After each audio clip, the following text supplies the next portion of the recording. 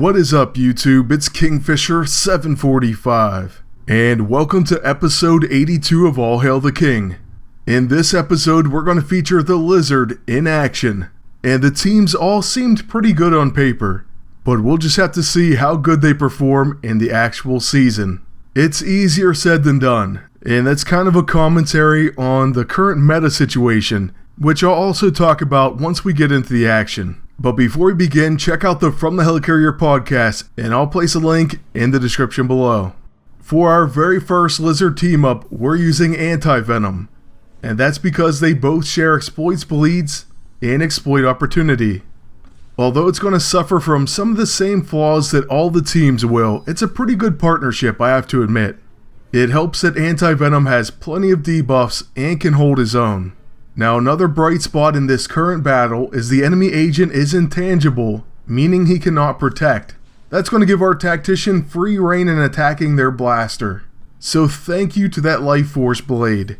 Seriously, that's one of the reasons why I didn't really like it when I first saw it. And yeah, there's going to be plenty of people who are in love with it, but starting with intangible, that didn't sound great to me. Not when the current meta's all wrapped up in the elite EISO, a protect weapon.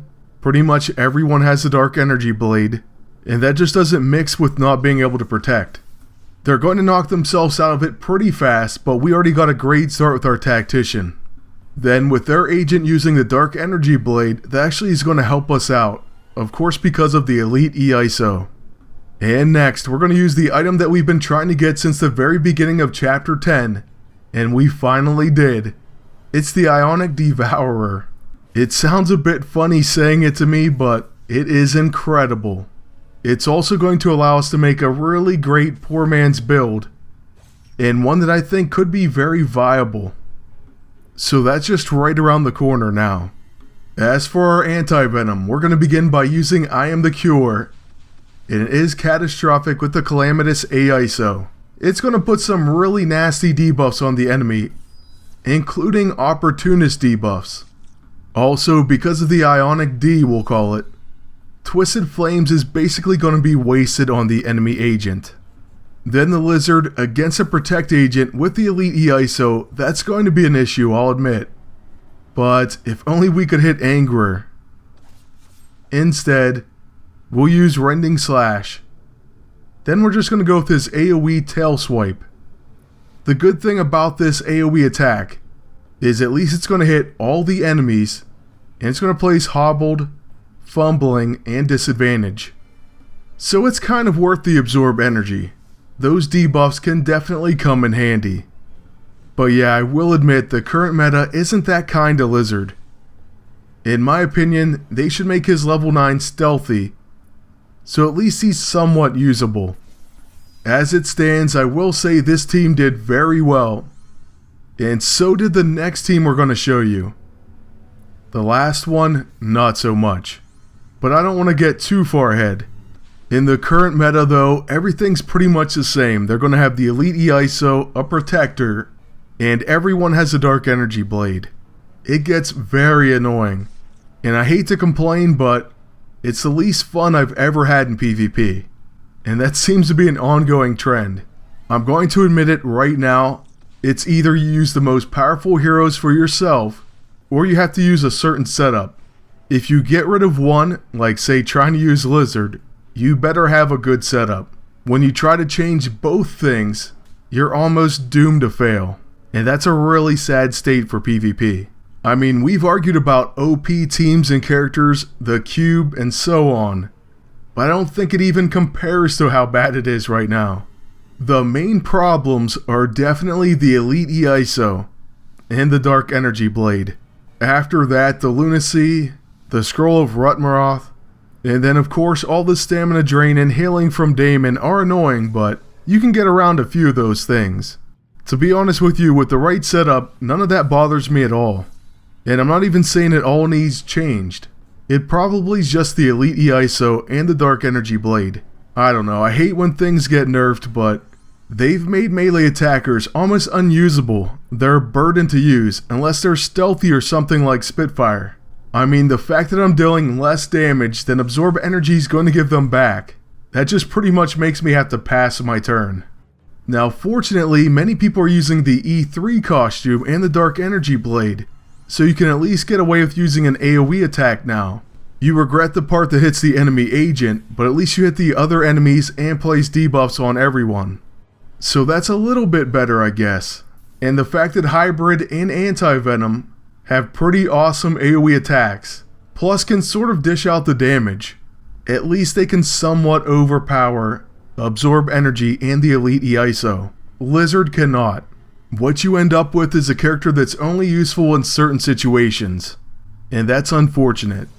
The reason though we are using him with Hybrid is because the Bruiser places 3 times bleed and Opportunist debuffs. Plus we have Exploit Opportunity and Exploits bleeds on Hybrid. So he definitely has some synergy. Fortunately, at least for right here, when Red Hulk's going to be protecting, we can make him take the hit from Lizard. And although that Absorb Energy's bad, we at least can deal damage to him. Like I said, it wouldn't be so bad if you actually deal more damage than the Absorb Energy takes back.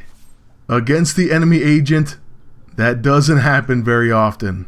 If you have some heroes though, they'll blast right through them. It just depends. Certain characters just can't hack it. I will at least say Kraven's better than Lizard, and he has a ranged attack as well. Then I guess at least the Lizard's fun to use in PvE. I just feel like it's a shame though, he looks fantastic, and he could be promising. Not in this terrible meta though. Even by the way, with all this complaining, these first 2 teams didn't have any problems winning. It's this final team up that did not do well. But as for the current enemies, they're heavily bleeding. And with my next attack from Hybrid, we have that Deadly Crits, Exploits Bleeds, Exploit Opportunity attack, and it's going to knock out someone. As you can see, he has no problem taking down the enemy agent. Then with all the debuffs, Red Hulk goes down next, and on Lizard's turn we'll use his level 9. So not a bad finish, and he could be a worthy character, just not against the Elite EISO and all the protectors. It's just too much. Doing something like making his level 9 stealthy though could help. Maybe we'll have to team him up with Angrier. Then he can get some stealthy attacks. Now for this last team up, it sounded decent. Ka-Zar has some bleeds and Opportunist, but these two just did not work that well together. Not against Elite EISO characters. Now don't get me wrong, we won some of those matchups, but it wasn't until we got a more favorable team that they performed much better, and it still wasn't that impressive. Basically, like I was saying earlier, it was either a case of the setup, or you have to use OP heroes, but when you change both, it just became really difficult to win. So for example, we were trying to use an Opportunist setup with the X-Oblivion, and we tried to set up Ka-Zar's level 9.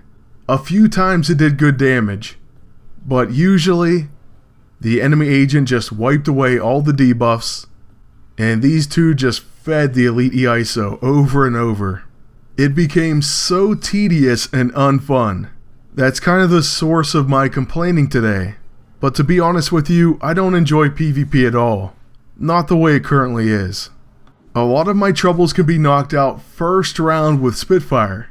She'll take out Daemon, or Victor Mancha, Pestilence Beast or Enchantress, but I don't want to have Spitfire in every single video. It just goes to show you though how powerful a character like that is, especially one with 2 actions and stealthy attacks. She just absolutely bombs on the enemy team, and it doesn't matter if they have a protector or not.